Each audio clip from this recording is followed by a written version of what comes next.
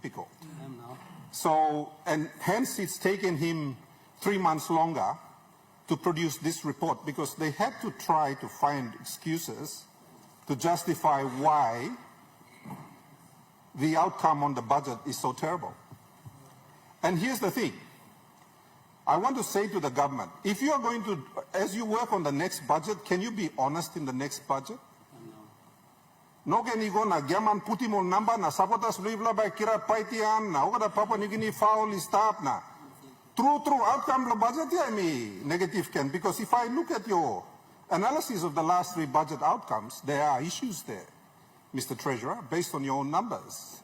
So there is a decline in what you've been predicting for the past 3 years consistently.